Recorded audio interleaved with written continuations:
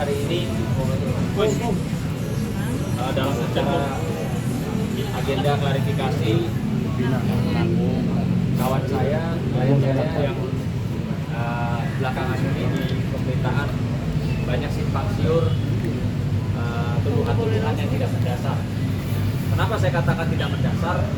Karena seharusnya kalau kita bicara hukum, ya, apalagi orang yang menyatakan itu adalah seorang advokat, harusnya kita bicara berdasarkan alat bukti, berdasarkan perjanjian, berdasarkan kesepakatan, bukan hanya mendengar dari satu sisi, ya, sehingga langsung tanpa mengkonfirmasi ke pihak kami atau ke pihak PT Gladiator, dalam hal ini Mas Vicky dan rekan-rekan, langsung membangun opini publik atau menggiring pencitraan negatif terhadap klien kami, yang seolah-olah klien kami itu adalah seorang penipu.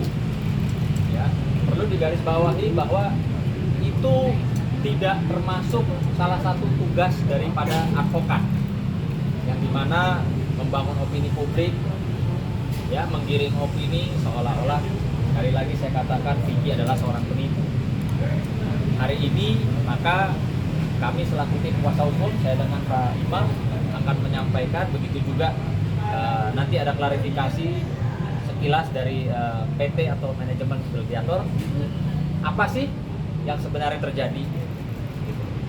Dan saya juga mohon tentunya kepada teman-teman media, pemberitaan juga harus berimbang, jangan sampai ada pihak-pihak tentunya yang dirugikan dalam pemberitaan. Teman-teman, kami percaya bahwa teman-teman adalah garda terdepan untuk menyampaikan atau mengungkap satu pemberitaan yang benar berdasarkan fakta. Kalau tidak saya, ya, Vicky ceritanya kronologis.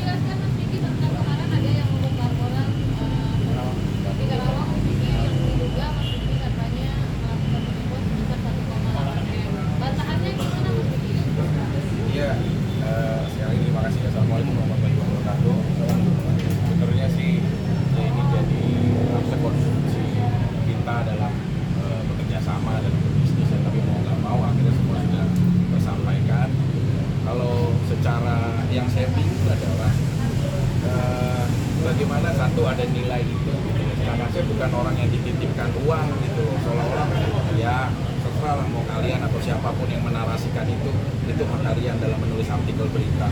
Tapi seenggaknya kalau menurut saya terlalu awal aja untuk menentukan seseorang dengan dihakimi seperti itu gitu loh.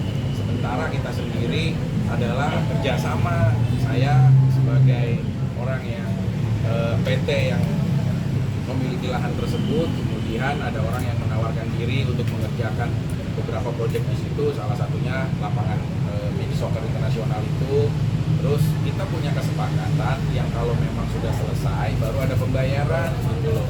Terus tiba-tiba saya nggak tahu angka 1,8 itu dari mana, hasilnya apa, itu yang saya nggak tahu. Terus keduanya tidak ada di dalam klausul perjanjian atau apapun yang saya harus membayar setiap progres perkembangan gitu, misalkan termin itu, makanya tiba-tiba langsung dibilang penipuan kontraktor gitu. Saya juga minta tolong sama teman-teman media gitu loh untuk menulis artikel ataupun menentukan judul.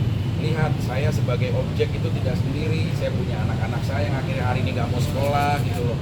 Ya, saya punya orang tua juga dan lain-lain, walaupun itu resikonya kami, tapi seenggaknya saya minta tolong banget. Mungkin ini mewakilkan teman-teman pekerja seni dan yang lain ya. Jangan terlalu awal untuk menentukan orang. Bagaimana saya bisa dibilang dengan tuduhan itu sementara mana Bu? Bukan SPK-nya apa? Sementara di dalam buktinya tidak ada yang tertulis atau apapun.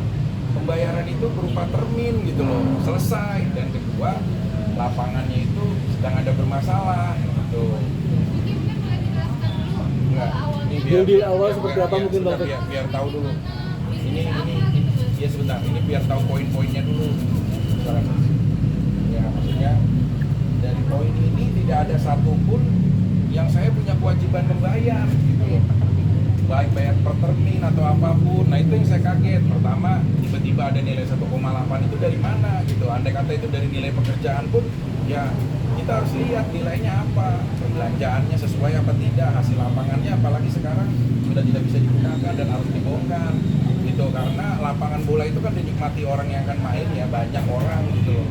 Itu jadi ini terlalu awal banget orang untuk menggiring opini saya gitu loh. Saya minta mohon juga kepada semuanya, teman-teman terserah lah, saya nggak tahu harus begging atau apapun gitu loh untuk menuliskan berita ini secara objektif aja. Tidak ada di dalam perusahaan ini, sekali lagi punya kewajiban saya harus membayar sesuai dengan termin. Tidak ada pekerjaan selesai baru. Nah di dalam poin 3 ini saya bacain ya, poin 3 ya. Apabila setelah ya kalau setelah berarti selesai. Apabila setelah terlaksananya pembangunan lapangan internasional terdapat masalah juga seperti pembangunan yang tergenang, air, drainase yang tidak berjalan, maka pihak pertama yaitu saya meminta pertanggungjawaban kepada pihak kedua. Sekarang saya memohon kepada mereka, lapangannya hancur, ini buktinya udah tergenang. Ini hari ini ya, hari ini foto Per hari ini. dokumen hari ini. iya, dokumen hari ini sudah tergenang. Kebetulan tadi gerimis sih pas. Nah, terus mana lagi? Di slide lagi HP-nya. Nah, ini slide. Tuh, iya, iya. Naikin pik, naikin. Gini. Ya, gini cukup. Ya, sini. Ini nggak mungkin bisa dimainkan. Coba saya tanya kalian yang sering main bola atau ada anak kalian deh yang main bola di sini. Kan nggak bisa dimainkan ini, pembangunannya gagal. Terus saya diteriak-teriakin saya penipu, gitu. Saya juga nggak tahu uangnya yang mana gitu loh. Nah itulah teman-teman juga tolonglah gitu loh. Sekarang tergiring opini itu buat saya gitu loh. Sementara saya sendiri nggak ada permasalahan dengan itu gitu loh. Kecuali udah ada fakta yang menghakimi atau apapun gitu. Atau lapangannya udah jadi. Ya sebentar. Ini fix awal nggak bisa lihat. Bentar ini dijelasin dulu ya. Satu-satu ya. Ini lapangannya udah terbelah. Nggak bisa. Lapangannya udah terbelah ini nggak bisa dimainkan gitu. Kondisinya nggak nyatu. Tulang sama badannya. Ini drainasenya itu jadi miring dia begini. Jadi dia kondisi lapangannya itu begini, miring begini. Jadi kalau Bisa orang digunakan. bisa jatuh gitu. Nah, terus ini ketentuan. Nah, di dalam spesifikasi kita itu di MOU, kita tuh ada spesifikasi antar jarak drainase itu 2,1 meter. Tapi tadi diukur sama kemarin diukur sama tukang saya jaraknya tuh 4,3 meter. Dari spesifikasi di sini aja udah jelas dong kalau dia itu tidak sesuai spesifikasinya sama kesepakatan kita sama yang sekarang nyatanya itu nggak sesuai. Kenapa bisa terjadinya banjir? Karena drainasenya dibikin sama dia itu 4,3 meter yang seharusnya 2,1 meter itu jarak antar drainase sini sama drainase sini sebelahnya gitu. Lanjut. Oh ini drainasenya yang kesalahan. Harusnya kan ini kan drainase kita tuh kotak, harusnya sampai sini kotak sampai sininya. Tapi di sininya tuh dia bulat, dia pakai pipa di sininya. Jadi yang bikin air pun mengendap di sini. Jadi tuh intinya lapangan ini sekarang kondisinya gagal. Kita sudah datengin vendor-vendor yang memang ahlinya untuk membangun lapangan. Kita udah temuin beberapa vendor dan semua vendor itu dinyatakan lapangan ini harus dibongkar dan nggak bisa dipakai. Ya, saya jelaskan sedikit ya. Ya saya sebagai komisaris ya, di situ tiba-tiba Pak Amri ini dibawa sama marketing, Robela, itu kan divisinya jauh ya buat ketemu saya gitu loh.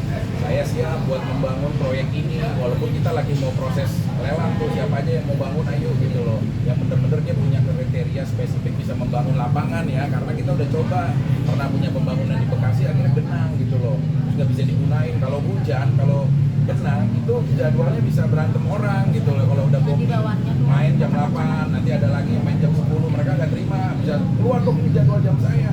Jadi kalau menurut saya pembangunan lapangan yang tergenang itu nggak bisa ditoleransikan gitu loh.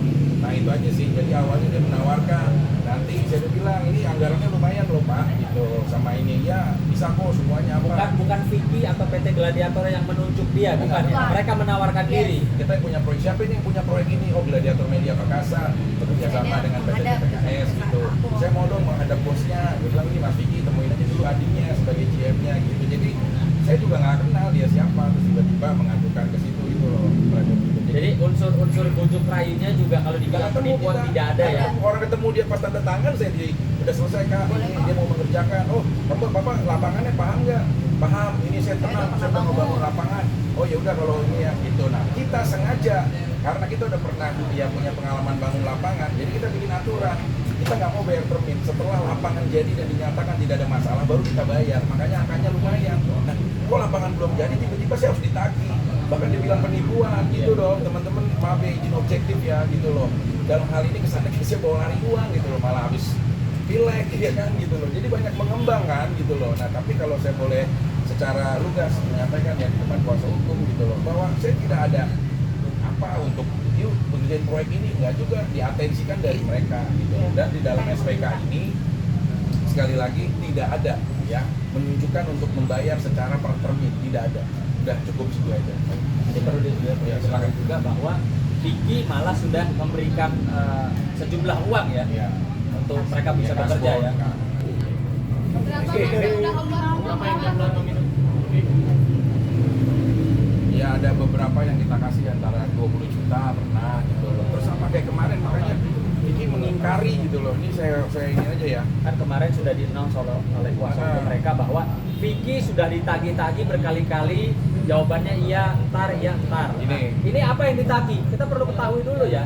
Yang ditagih itu apa? Tidak ada yang ditagih kepada Vicky. Yang ada, silakan jelasin. Mas Mas Ulan, baca Katanya yang ditagih itu duit pertama 10 juta. Terus tapi Mas Vicky nggak ngejawab, ya ntar saya turunkan. Habis itu dia mohon sampai 5 juta. Ini ada tulisan. Gimana? Udah gak usah ngomong, ini ada tulisan. Ya.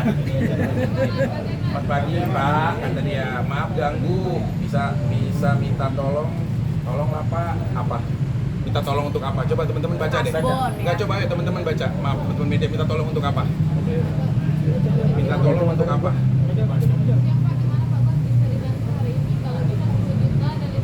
Ini. Baca dong, Pik. Atas. Pik aja, baca Pik. Ya enggak dong. Baca Kasbon ya. Kasbon. Iya, kan namanya dia ngerjain kita, walaupun bagaimana ya udahlah dia udah ngerjain. Ya namanya Kasbon, ya udah saya pernah kasih berapa puluh juta. Ya momen saya dong untuk menjawab. Ya itu kan kebijakan bukan kewajiban. Kebijakan saya mau memberi atau tidak gitu sih.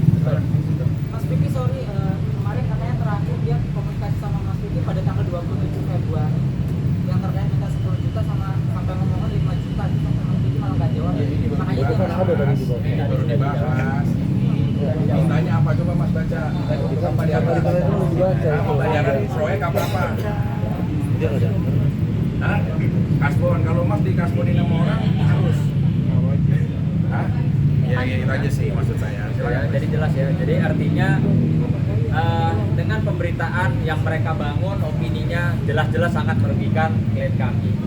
Ya, maka ke depan apakah kami akan mengambil langkah hukum atau bagaimana? Tentunya saya sih nyatakan harus. Tapi nanti akan dibicarakan manajemen Gladiator tentunya apakah ya kita akan melaporkan dugaan adanya pencemaran nama baik. Dikarenakan apa yang disampaikan, apa yang narasi dibangun, dibentuk oleh pihak mereka itu tidak bersesuaian dengan fakta-fakta yang ada. Ya, jelas tidak ada pembayaran termin dan jelas itu bahasanya kasbon. Bukan Mas Vicky harus bayar nih, udah jatuh tempo terminnya sudah harus bayar, tidak. Ya, tadi udah dibuka nih. Ya makanya Kita udah kalau buka-bukaan. kalau itu laporannya maaf ya, catatan itu ya Ya, yang pasti tentunya kami juga nanti akan mengimbau ya para pihak, tentunya pihak yang berwajib kami minta betul-betul profesional dalam arti bisa lebih melihat ya dari sisi fakta hukum yang berbicara, bukan opini ya, bukan juga katanya, tapi lebih kepada kalau bicara hukum ya kita bicara hukum materinya seperti apa alat buktinya. Jelas-jelas di sini tidak ada perjanjian atau tidak pernah ada yang diperjanjikan Vicky harus membayar per termin. Ya, kalau bicara mengacu dari perjanjian, kalau sudah jadi tempat tersebut, ya faktanya kan tempat tersebut belum jadi. Ini akan berbeda ya. Ini edukasi hukum juga biar para pengacara tentunya bisa ingat-ingat lagi bahwa apa sih yang dikatakan penipuan. Penipuan itu ketika mini soccer internasionalnya sudah jadi, sudah serah terima, bahkan sudah tidak ada komplainan dari pihak PT Gladiator, dan bahkan mungkin saja sudah digunakan tetapi belum dibayar. Dan itu pun juga harus melalui tahapan, yaitu ditagih secara patut dengan somasi misalnya.